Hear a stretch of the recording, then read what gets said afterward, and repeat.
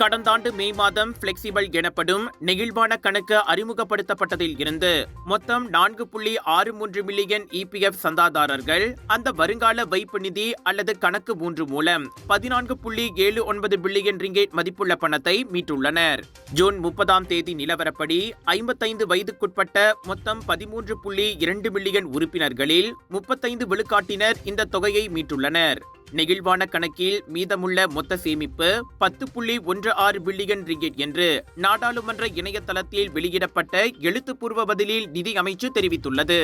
ஏழைகள் இன்றைய வாழ்க்கை செலவு அழுத்தங்களை எதிர்கொள்ள உதவும் வகையில் கணக்கு 1 சேமிப்பில் 30 விழுக்காடு பணத்தை கணக்கு 3 சேமிப்பிற்கு மாற்றுவதன் மூலம் இபிஎஃப் சிறப்பு பணத்தை 2025இல் எப்போது அரசாங்கம் அனுமதிக்கும் என்று பரிகத்தா நேஷனல் 6ஆம் நாடாளுமன்ற உறுப்பினர் டாக்டர் ஷஹிடான் கசீம் நிதி அமைச்சரிடம் வினவியிருந்தார். முன்னதாக இபிஎஃப் அனுமதித்த சிறப்பு பணம் திரும்ப பெறுதல்கள் குறிப்பாக ஓய்வூதிய கணக்கு 1 கோவிட்-19 தொற்று நோயின் சூழ்நிலையை நிவர்த்தி செய்வதற்காக மட்டுமே என்றும் அவை தற்காலிகமானவை என்றும் நிதி அமைச்சு சுட்டிக்காட்டியது.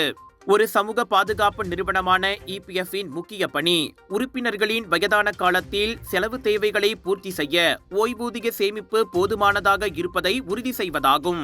Celica Stretch Mark Lotion is enriched with safe and natural ingredients perfect for pregnant women and new mothers. It reduces the stretch marks, improves the skin textures, and keeps the skin nourished throughout this important phase of life.